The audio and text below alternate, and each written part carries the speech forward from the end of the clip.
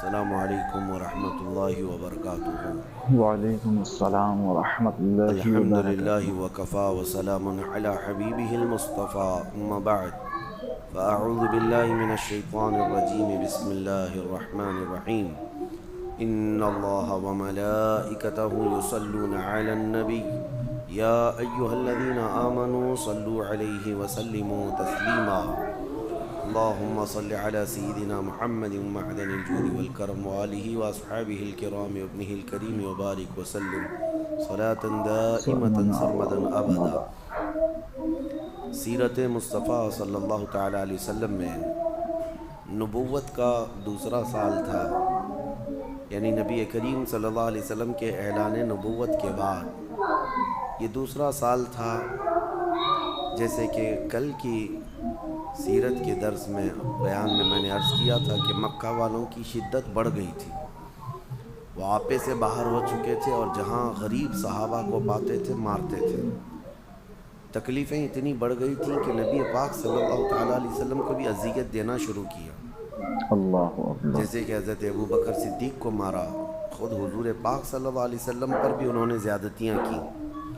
لیکن یہ تھا کہ کسی بھی صورت میں حضور کی تبلیغ رکتی نہیں تھی، انہوں نے ہر ہتھ کنڈا اپنایا، لیکن نبی پاک صلی اللہ تعالیٰ علیہ وسلم خاموش نہیں رہتے، پھر تبلیغ جاری ہی رہتی، چاہے وہ کسی کے گھر کے اندر ہو یا کسی قبیلے کے اندر ہو، یا کوئی قافلہ آ جائے تو اس کے اندر حضور کی دعوت دین جاری تھی۔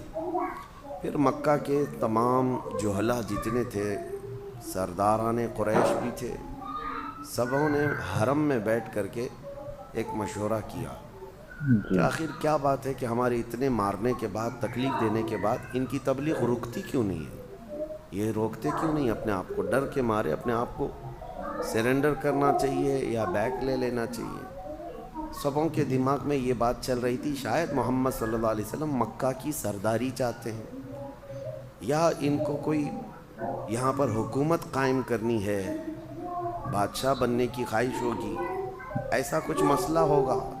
تو سبوں نے طے کر کے ان میں سے ایک جو شخص تھا عتبہ بن ربیعہ، اس کو اپنا وکیل بنایا اور کہا کسی طرح محمد کے قریب ہو جاؤ اور ان کے دل میں موجود بات معلوم کر لو کہ آخر وہ کیوں اس قدر اس نئے دین کے لیے کمر بستہ ہیں۔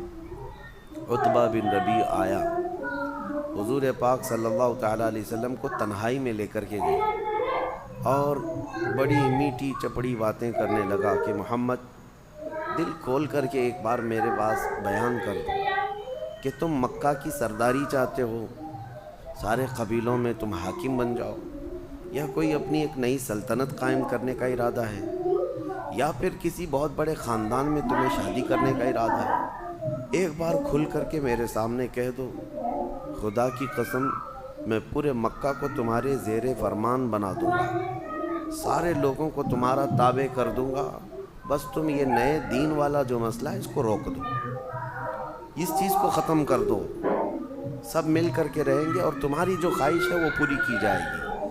عرب کے سب سے بڑے خاندان کی لڑکی چاہیے، وہ آپ کو لا کر دے دی جائے گی۔ نبی پاک صلی اللہ تعالیٰ علیہ وسلم نے عتبہ بن ربیعہ کے جواب میں قرآن کی آیتیں پڑھنا شروع فرمایا۔ جب قرآن اتر رہا تھا، جب نبی پاک صلی اللہ علیہ وسلم کی زبان سے قرآن کی آیتیں نکلنے لگیں، میاں آج کوئی قاری قرآن پڑھتا ہے تو جاہل سے جاہل آدمی بھی مدہوش ہوتا ہے تلاوت سننے کے لیے۔ ایک تو وہ عرب تھے جن کو عربی آتی تھی، اور پلس اس پر قرآن ان کی زبان سے جن پر خود قرآن اترا ہے۔ نبی پاک صلی اللہ تعالیٰ علیہ وسلم جب بیان کرتے قرآن کی آیتیں، دل کھینچ لیتا ہے۔ اور جب عتبہ بن ربیع جو ان کا وکیل بن کر کے آیا تھا، وہ کٹر دشمن بھی تھا، حضور نے جب آیتیں تلاوت شروع کی تو اس کے دل پر ایسی ہیبت طاری ہو گئی، بہت زیادہ اس کا دل خوف سے لرزنے لگا اور اس کے جسم کے اندر کپ کپی طاری ہوئی۔ اس نے مجبوراً کہا کہ محمد اپنا یہ کلام روک دو، ورنہ یہ ساری چیزیں میں کنٹرول سے باہر ہو رہا ہوں، میں بے قابو ہو رہا ہوں یہ کلام کی جاذبیت سن کر کے۔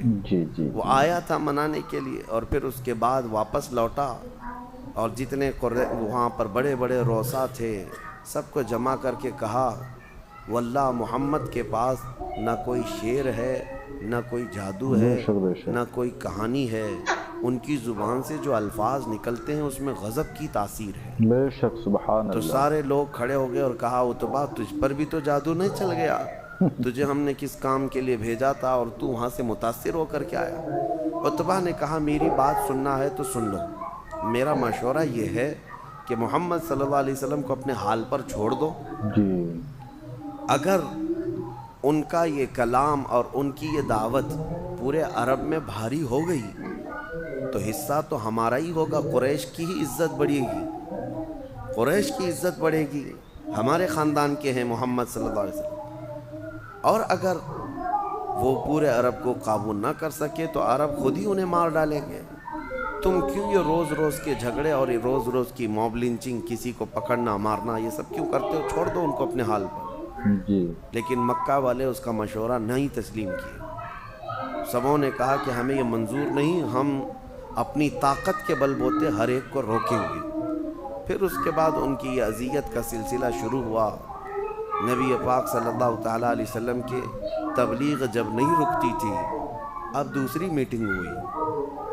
یہ فرسٹ میٹنگ تھی، دوسری میٹنگ ہوئی جو شرفائے قریش تھے، یعنی جو شریف لوگ مانے جاتے تھے اس وقت، جی بڑے بڑے سردار اور رئیس، وہ سب آئے حرم میں بیٹھے اور انہوں نے مشورہ کیا۔ کہا کہ دیکھو ہمارے شہر میں ایک بہت سخت گہما گہمی چل رہی ہے، ایک کام کرتے ہیں، ہمارے اور محمد کے بیچ میں اگر ابھی کوئی باقی ہے تو وہ ابو طالب ہے، اور ابو طالب کی بڑی عزت تھی کیونکہ وہ حضرت عبد المطلب کے بیٹے ہیں جو خانہ کعبہ کے متولی تھے۔ تو ابو طالب کے ہاں بہت بڑا ادب کا معاملہ ہوا کرتا کیونکہ خانہ کعبہ کی چابی کے معاملات اور بھی دیگر معاملات ان کے خاندان میں ہوا کرتے۔ تو سبوں نے یہ مشورہ کیا کہ ہمارے اور محمد کے بیچ میں ابو طالب ہے، جا کر ابو طالب سے اس مسئلے میں بات کرتے ہیں، اگر وہ ہم بیچ میں سے ہٹ گئے تو ہم نپٹ لیں گے۔ تو بڑے بڑے جتنے لوگ تھے وہ سب آئے اور آ کر کے ابو طالب کے پاس، جبکہ ان کا بڑھاپا چل رہا تھا، جناب ابو طالب کے پاس آ کر کہنے لگے ہم صرف آپ کی عزت کا خیال کرتے ہیں، آپ کے بڑھاپے کا احترام کرتے ہیں، اور آپ محمد صلی اللہ علیہ وسلم کی کفالت ابھی تک کر رہے ہیں، آپ ان کی حمایت میں ہیں، اور آپ دیکھ نہیں رہے ہیں کہ معاملات کتنے گرم ہوتے جا رہے ہیں، روزانہ کوئی نہ کوئی ہمارے گھروں سے جاتا ہے اور اسلام قبول کرتا ہے، اور ہمارے گھروں میں ایک عجیب سی کشمکش ہے۔ تو جناب ابو طالب کو انہوں نے دھمکی آمیز جملوں میں بھی کہا کہ اب ہماری تلواریں آپ کے اور آپ کے بھتیجے کے خلاف اٹھنے کو تیار ہیں۔ یہ پہلی مرتبہ تھا ان کی زندگی میں ایسا معاملہ آیا۔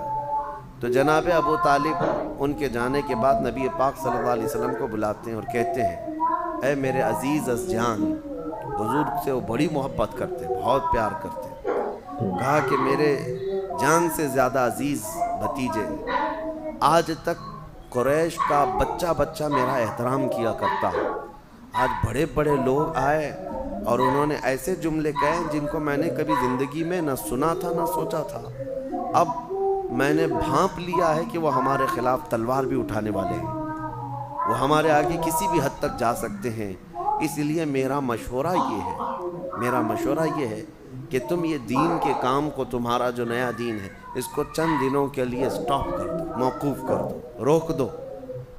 نبی پاک صلی اللہ تعالیٰ علیہ وسلم نے جناب ابو طالب کو اس حال میں دیکھا کہ آخری جو میرا حمایتی تھا میرے خاندان سے، اس کے پاؤں بھی اکھڑنے لگ گئے اب۔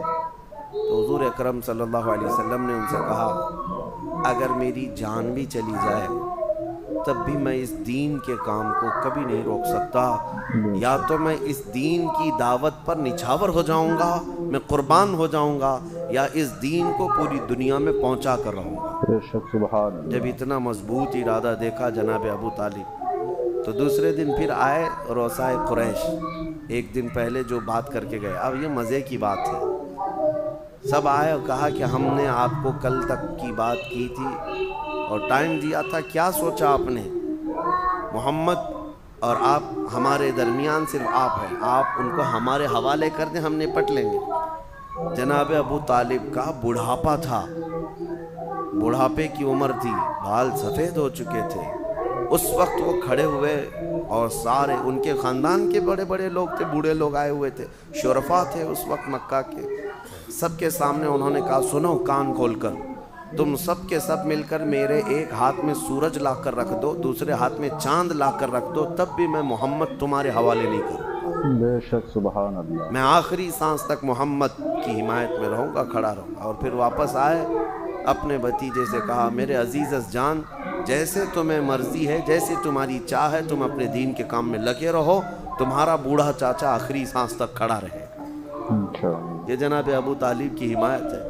اعلیٰ حضرت فاضل بریلوی رضی اللہ تعالیٰ عنہ نے لکھا ہے کہ اگر جناب ابو طالب کا ایمان ثابت ہوتا تو نبی پاک صلی اللہ علیہ وسلم کے صحابہ کیا، حضور کے خاندان کے چچاؤں میں بھی سب سے افضل مقام جناب ابو طالب کا ہوتا. بے شک. حضرت عباس ایک جگہ، حضرت امیر حمزہ ایک جگہ، لیکن جناب ابو طالب کا جو مقام ہوتا وہ اعلیٰ حضرت نے لکھا ہے کہ وہ بہت اعلیٰ مقام ہوتا، کیونکہ پل پل میرے آقا صلی اللہ علیہ وسلم کی کفالت میں زندگی گزاری. 8 سال کی عمر تھی حضور کی اس وقت سے لے کر حضور کی عمر 50 سال کی ہو گئی، تب تک جناب ابو طالب حضور صلی اللہ علیہ وسلم کی رفاقت میں رہے. بہرحال یہ نبوت کا دوسرا اور تیسرا سال تھا، اور اس کے بعد پھر تبلیغ اسلام جب بڑھتی گئی تو اب جو مدینے والے ایمان لائے یا باہر کے قبیلے جو ایمان لائے وہ کس طرح سے حضور کی دعوت پر ایمان لائے، اگلے سلسلے میں انشاءاللہ عرض کریں گے. اللہ کریم حضور پاک صلی اللہ علیہ وسلم کی سیرت طیبہ کی جھلکیاں اور روشنیاں ہماری زندگیوں میں عطا فرمائے. وآخر دعوانا ان الحمد للہ رب العالمین. السلام